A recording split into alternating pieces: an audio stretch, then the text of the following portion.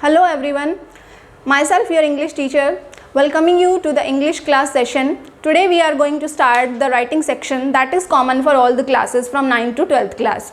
Okay, and the name of the writing section topic is here letter writing. Letters are their formal letters. In our syllabus there are formal letters. As you know very well that letters are of two types, formal and informal letters. Today we are going to study the formal letters. That formal letters are of various types: letters to editors, business letters, job letters. So many letters are there, but first format that we are going to start, that is letter to editor. Who are the people editor? Editors are the people who publish the newspaper. जो आपकी news को newspaper में highlight करते हैं, they are called the editors. तो आप editor को letter क्यों लिखेंगे? Why are we writing this? Because what is the target? Reason क्या है? हमारे पास एक सॉलिड रीज़न तो होना चाहिए ना. हम अपना लेटर इशू कर रहे हैं, एडिटर से रिक्वेस्ट कर रहे हैं कि हमारे लेटर को पब्लिश करो अपने न्यूज़पेपर में. Then why do we say so? किस लिए? तो रीज़न क्या है? First reason is to target the general problem of the common people. जो हम कॉमन पीपल हैं उनकी जनरल प्रॉब्लम को टारगेट करना, उनको बताना. किसको बताना? टू अवेयर द पीपल को अवेयर करना, and to make conscious the general authorities. जो अथॉरिटीज़ होते हैं, जो अधिकारी होते हैं, अगर वो हमारी बात को ध्यान नहीं दे रहे हैं, अगर हमारी बात को नोटिस नहीं कर रहे हैं, अगर वो कोई एक्शन नहीं ले रहे हैं, आप सबकी कॉमन प्रॉब्लम है, किसी एक पर्सनल को, जो किसी की अगर एक पर्सन की प्रॉब्लम है तो उसको हम हाईलाइट तो नहीं करेंगे ना. जो कॉमन प्रॉब्लम है उसको हाईलाइट करने के लिए किसको करना? पब्लिक को अवेयर करना, जो लोग अवेयर नहीं है. और सेकेंड थिंग, अथॉरिटीज़ को बार बार रिक्वेस्ट करने के बाद भी अगर वो एक्शन नहीं ले रहे हैं, अथॉरिटीज़ टू टेक एक्शन, उन्हें एक्शन लेने के लिए, कंसर्न्ड अथॉरिटीज़ को एक्शन लेने के लिए प्रेशराइज करना था कि वो मीडिया के थ्रू कुछ take care of the matter, they should take care of the matter. तो इसमें क्या होता है? With the help of the media. तो मीडिया ही है, तो ये newspaper, all the public works are there, जिसमें पब्लिसिटी होती है हमारे किसी काम की, किसी वर्क की, तो वो क्या है? मीडिया है. तो मीडिया के थ्रू हमें अपनी प्रॉब्लम को हाईलाइट करना in front of the concerned authorities and to aware the people, ताकि अथॉरिटीज़ उस प्रॉब्लम को जल्दी से ध्यान दें और उसको सोल्यूशन कर दें. तो ये जो लेटर्स हैं, लेटर्स जो एडिटर्स हम लिखते हैं, ये हम अपने जनरल प्रॉब्लम को टारगेट करने के लिए लिखते हैं, जिसमें हमारी सबकी एक कॉमन प्रॉब्लम होती है. एक पर्सनल लोकेलिटी की, किसी एरिया की, किसी लोकेलिटी की जो प्रॉब्लम होती है, उसमें से कोई एक सिटीजन जो बहुत एक्टिव सिटीजन होता है, जो बहुत अच्छा सिटीजन होता है, वो एडिटर को लेटर लिखता है. अब वो लिखेगा कैसे लेटर? उसको एक फॉर्मेट में लिखना पड़ेगा ना, एक प्रॉपर वे में लिखना पड़ेगा. तो फर्स्ट वे क्या है उसका? सबसे पहले हमें क्या लिखना होता है? Sender's address. तो पूरा फॉर्मेट आप ये जानिए कि इसकी जो वर्ड लिमिट है 100 to 150 वर्ड्स की है. Will have 100 to 150 words. तो हम एकदम से तो हमारे माइंड में नहीं आ जाते ना. तो some of the sentences are there that I have written here and you can learn them before going to exam. Exam में जाने से पहले आप उनको प्रिपेयर कर सकते हैं, उनकी प्रैक्टिस भी कर सकते हैं. और बाकी की जो चीज़ें हैं वो तो जो जनरल प्रॉब्लम है उससे कंसर्न्ड है, उसी से देखकर ही हम लिखेंगे. अच्छा, अब इसकी मार्किंग पे आ जाइए. इसके आगे प्रोसेस पे जाने से पहले will go to the marking. तो इसकी मार्किंग क्या है? टोटली 8 मार्क्स का है. लेटर टू एडिटर 8 मार्क्स का आता है, जिसमें फॉर्मेट हमारा 1 मार्क का होता है, कंटेंट 4 मार्क का होता है, और इसका जो एक्सप्रेशन है वो 3 मार्क्स का होता है. कंटेंट होता है इसकी बॉडी, इसकी एक्सप्लेनेशन. लेटर की एक्सप्लेनेशन जो है वो 4 मार्क्स की होती है. इसका एक्सप्रेशन में आती है स्पेलिंग्स और ग्रामेटिकल एरर्स. अगर हमने ये सब करेक्ट किया है देन डेफिनेटली वी शिल गेट 8 out of 8 मार्क्स. तो हमारे 8 में से 8 मार्क्स आएंगे. लेकिन अगर हम इसके फॉर्मेट को जानकर इसकी कंटिन्यू प्रैक्टिस करेंगे, कंटिन्यू लर्निंग रखेंगे, कुछ और जो कॉमन टॉपिक हैं, जो कॉमन सेंटेंसेस हैं, उनको अपने माइंड में सेट रखेंगे तभी. तो फर्स्टली हम क्या स्टार्ट करेंगे? Sender's address. अब जो पर्सन जो एक्टिव सिटीजन एड्रेस जो लिख रहा है लेटर एडिटर को, उसका एड्रेस आएगा. सेंडर कौन होता है? जो भेजने वाला है. भेजने वाले का एड्रेस आएगा. मिनिमम ये 3 लाइंस में होना चाहिए. अगर क्वेश्चन पेपर में गिवन हो तो ऑल राइट, अगर नहीं गिवन है तो you can create it in 3 lines. इसका लोकेलिटी का नेम, उसकी सिटी का नेम, और 2 और 3 लाइंस में ये कंप्लीट हो जाना चाहिए. अब ये जो मैंने एरो का साइन लगाया, जहाँ पर एरो का साइन है, इसका मतलब है लीव 1 लाइन. तो वहाँ पर आप एक लाइन लीव करते जाएंगे. Leave 1 line. ओके, उसके बाद आ जाइए आप 28 में. अब जिस डेट को आप लेटर लिख रहे हैं, the same date should be written in this manner only. अगर आप इससे हट जाएंगे, अगर आप लिखेंगे 28/5/2021, तो this will be the wrong manner. तो this will be the correct 28 May 2021. Next, arrow का मीन्स क्या है? Leave 1 line. देन उसके बाद आ जाइए रिसीवर्स एड्रेस. जो लेटर को रिसीव कर रहा है हम उसका एड्रेस लिखेंगे. द एडिटर को लिख रहे हैं name of the newspaper, Hindustan times, Rajasthan Patrika, जिस भी न्यूज़पेपर को लेटर लिखा जा रहा है.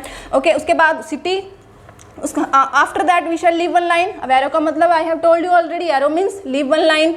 उसके बाद आप आ जाइए सब्जेक्ट। सब्जेक्ट क्या होता है? टाइटल। आप किस टॉपिक पे लिखने जा रहे हैं। You are going on incomplete sentence जो होता है, जिसका टॉपिक है वो हम उसको कंप्लीट करेंगे सब्जेक्ट को। आफ्टर दैट एरो आ गया, इसका मतलब है leave one line. Then sir और मैम, वो एडिटर सर हैं या मैम है, डिपेंड्स ऑन द क्वेश्चन। उसके बाद बनते हैं इसके कंटेंट के 3 पैराग्राफ्स, पैरा 1, पैरा 2 और पैरा 3। ओके, तो पैरा 1 में क्या होगा? इसकी पैरा 1 की बिगिनिंग जो है हम 2 सेंटेंसेस से कर सकते हैं। Through the column. चलिए let's have a look on the content now. अब कंटेंट क्या होता है? जिसकी बॉडी होती है, जिसमें हम एक्सप्लेनेशन देते हैं। तो लेट्स स्टार्ट द कंटेंट। तो कंटेंट होता है इसका पैरा 1, पैरा 2 और पैरा 3 में डिवाइडेड होता है। ठीक है, तो पैरा 1 में हम बिगिनिंग कैसे करेंगे, इसकी शुरुआत कैसे करेंगे, क्योंकि इतने सारे जो चीज़ें हम एकदम से सेंटेंसेस को फ्रेम नहीं कर सकते, तो उसके लिए हमें क्या चाहिए? Through the column of your esteemed newspaper. Through the column of your esteemed newspaper, आपके जो प्रेस्टीजियस न्यूज़पेपर है उस। तो पैरा 1 में कुछ सेंटेंसेस हैं that you will have to keep in your mind, जो आपको याद रखने पड़ेंगे, क्योंकि एकदम से हम बहुत सारे सेंटेंसेस को फ्रेम, कुछ स्टूडेंट जो वो फ्रेम नहीं कर पाते हैं, तो you will have to remember this all. तो पैरा 1 की स्टार्टिंग हम कर सकते हैं through the column of your esteemed newspaper. आपके इस्टीम्ड क्या होता है? प्रेस्टीजियस, प्रतिष्ठित। आपके प्रतिष्ठित न्यूज़पेपर के माध्यम से मैं ये बताना चाहती हूँ। तो हम ये क्या करेंगे? इसको बटरिंग कर रहे हैं। ये कह सकते हैं कि हम जो एडिटर है उसको बटरिंग कर रहे हैं, कि हम अपनी जो कॉमन प्रॉब्लम है उसको हाईलाइट करना चाहते हैं through the column of your esteemed newspaper. अब जिस स्टूडेंट को ये सेंटेंस डिफिकल्ट लग रहा है वो लिख सकते हैं I am writing to you in order to highlight. मैं ये सब लिख रहा हूँ या रही हूँ इन ऑर्डर टू हाईलाइट। क्या हाईलाइट करने के लिए? जो भी कंसर्न्ड प्रॉब्लम है उसको, चाहे वो वाटर कंसर्न प्रॉब्लम, चाहे वो किससे रिलेटेड है, गार्बेज डिस्पोजल से है कि वो गार्बेज आपका डिस्पोजल नहीं होता, चाहे वो ड्रेनेज से रिलेटेड है, नालियों की जो प्रॉपर ड्रेनेज सिस्टम नहीं है, अच्छा मे बी वो वाटर स्कैर्सिटी को लेकर हो सकता है कि पानी की कमी है। तो जो कॉमन जो एरिया की किसी लोकेलिटी की कोई भी कॉमन प्रॉब्लम हो सकती है, तो उसको लेकर आप यहाँ पर लिखेंगे कि आप किस प्रॉब्लम को हाईलाइट करना चाह रहे हैं फर्स्ट पैराग्राफ में। In the first paragraph you will highlight the problem only. आप अपनी प्रॉब्लम बताएंगे कि उसको किस चीज़ से रिलेटेड है, किस टॉपिक से रिलेवेंट है। शुरुआत कैसे करेंगे, बिगिनिंग करेंगे हम, या तो आप ये लिख सकते हैं through the column of your esteemed newspaper, या फिर I am writing to you in order to highlight. Highlight क्या हाईलाइट करना है, वो क्वेश्चन पेपर में जो क्वेश्चन जो हेडिंग दी होगी, जो टॉपिक दिया होगा, उसको हाईलाइट करना है आपने। अच्छा, let's have a look on the para 2। अब हम पैरा 2 पे चलेंगे। पैरा 2 में हमने क्या करना है, एक्सप्लेन द प्रॉब्लम। हम अपनी प्रॉब्लम को एक्सप्लेन करेंगे एक नेगेटिव मैनर में, क्योंकि हमें बहुत सारी प्रॉब्लम जो इसमें बताई है, ये जो इस प्रॉब्लम को जो हाईलाइट किया उनमें से बहुत सारे पॉइंट्स बनाने हैं। अब पॉइंट्स बनाने के लिए हमें क्या चाहिए, कुछ ना कुछ सेंटेंसेस चाहिए। तो हम ये स्टार्टिंग कर सकते हैं, various complaints have been filed. बहुत सारी कंप्लेंट्स पहले से फाइल की जा चुकी हैं regarding water scarcity, regarding garbage, regarding electricity problem, regarding pollution. तो कोई भी प्रॉब्लम जो कॉमन जो थिंग्स होती हैं, कॉमन प्रॉब्लम्स होती हैं, चाहे तो आप इससे स्टार्ट कर सकते हैं। द मेन रीज़न, अब क्या रीज़न है उस प्रॉब्लम का, आप ये भी सेंटेंस से बिगिनिंग कर सकते हैं। I believe that your newspaper, मुझे विश्वास है कि आपका न्यूज़पेपर इन सब चीज़ों को हाईलाइट करेगा, अवेयर करेगा, कॉन्शियस करेगा। या फिर द मोस्ट एनोइंग थिंग, बहुत जो सबसे ज़्यादा जो ख़राब चीज़ है, एनोइंग थिंग जो है इस चीज़ की, जो चीज़ें हम हाईलाइट कर रहे हैं उनमें से सबसे ख़राब चीज़ क्या है, सबसे इंपॉर्टेंट चीज़ क्या है। तो आप इन सेंटेंसेस की शफलिंग करते हुए अकॉर्डिंग टू द सेंस के अकॉर्डिंग होना चाहिए आपका जो सेंटेंस है, उसके अकॉर्डिंग आप इनको प्रिपेयर कर सकते हैं। तो मेन थिंग इज़ दैट कि आप पैरा सेकंड में ये सारे जो सेंटेंसेस हैं उनको प्रिपेयर कीजिए और उस क्वेश्चन के टॉपिक के अकॉर्डिंग आप उसको आंसर को फ्रेम कर दीजिए, सेंटेंसेस को फ्रेम कर दीजिए।